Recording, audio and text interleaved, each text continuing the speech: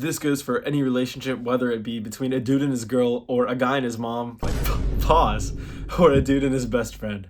This counts for like everything. I've been in my fair share of toxic relationships, from being like punched and slapped and like verbally abused to being ignored for days on end. Here's what I learned. In a healthy relationship, both people address their own problems with the other person as support.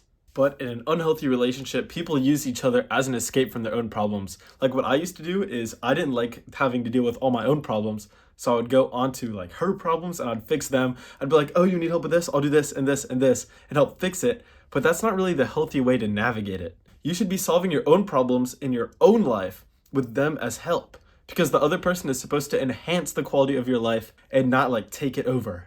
If you also have like caught yourself doing this before, then you're probably a lot like me. I can remember a specific example when I was like, okay, what's one problem you have? I literally asked, what is a problem you have that like I can help you with? Like, sure, that may seem like good dating and like being a good person or whatever, but it wasn't. It was just me looking for something to do because I was bored with my own life and I didn't want to put in the work. I wanted to procrastinate my work, so I looked for other work somewhere else to do in someone else's life.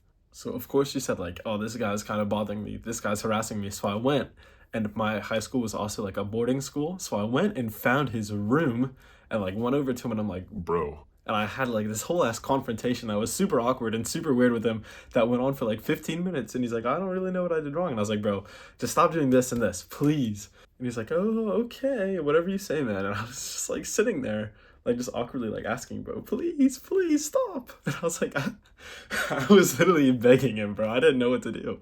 In a toxic relationship, there will be poor boundaries on both sides and an inability to like actually adhere to them and deal with the rejection when you cross one. Here's an example that's like really personal to me, so you know I'm actually being like real here. In my senior year of high school, I was with this girl that was kind of crazy. Kind of been with a lot of those actually. But this one had like some really weird things they liked that I didn't fuck with at all. So my senior year of high school, I went to like the homecoming dance with this girl.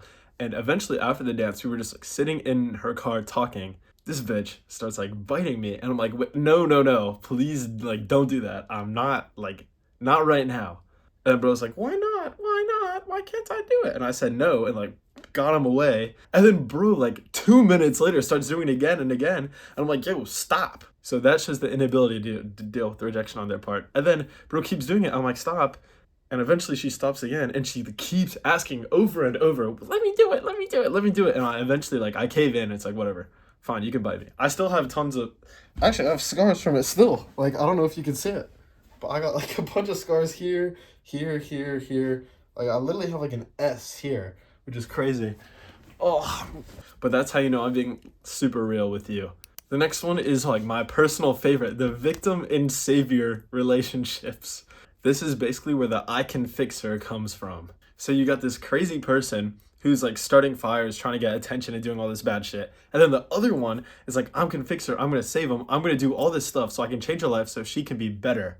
But a question my friend asked me when I was talking about like this stuff with him is he said, Friendster, how do you know what's best for them? It's their life, and shouldn't they be able to decide what is the best course of action for themselves? And I went like, damn, like what makes me think I know more about their life than them? And that kind of changed my whole perspective on it. So if you need to fix someone, basically you have this huge ego where you think you know what's better for them than they do.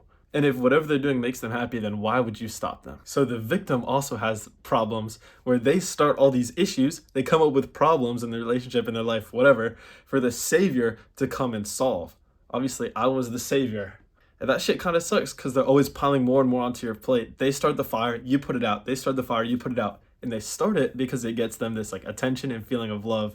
And then you put it out because it gives you like a feeling of importance and makes you feel loved. Don't date like the crazy people, bro. Don't do that. You can't fix them. I promise.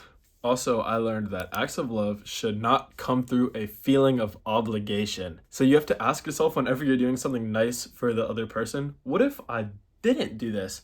What would be like the recourse? What would happen to me if I didn't do it? Would this relationship change? Would something happen? What would go on? If the answer is no, then that's good. But if the answer is like, I'd be punished for not buying them a handbag or something stupid, you need to rethink your shit. And you need to ask it if it's the other way around as well. Like, what if they didn't do this thing for me? What would I do? Would I punish them? Shouldn't be doing that. Usually in most of my like relationships, I felt super obligated to do whatever the other person wanted me to do, even if it was at like my physical detriment, like the biting and all that, like shitty stuff. Like even if I knew it wasn't good for me or I shouldn't be doing it, I would often like sacrifice my values and my whatever to go do it to make the other person happy. And you shouldn't be doing that. Firstly, that's a lack of boundaries, and then secondly, it means like you're afraid of what happens if you don't make the sacrifice. You shouldn't be punished for not wanting to do something that's like detrimental to you or goes against your own values. Because that means either A, you have different values and the relationship just is not right and won't work, or B, the other person is toxic as hell and is like guilting you into doing shit. The last thing I learned, and the most important one, is you can't fill a void that the other person can't fill themselves. You'll never satisfy an ungrateful person. So no matter how much you do for someone, if they're already like not happy, they're never really satisfied with their life, you can't satisfy them. But a lot of people say, well, but the relationships, they make people happy. They make people happy. Sure, they do for like a little bit. And then you get used to it. And they go back to how it was before and they just hate life. And they take that hate out on you. So if you don't want to like suffer and get like all that hate put on you, then you should not have to date an ungrateful person. Because they will not be grateful for you once they adjust to you, bro. I promise you. And this includes you. This won't bring you satisfaction or you meaning either. Happiness comes from like within, not anywhere without. Like it sounds cliche, sounds corny. You'd see that in like a Winnie the Pooh cartoon, but it's facts. Another really quick example is I was going to ask this girl to prom for like a while. I'd been thinking it out because her best friend is the girlfriend of my best friend. Like, does that make sense?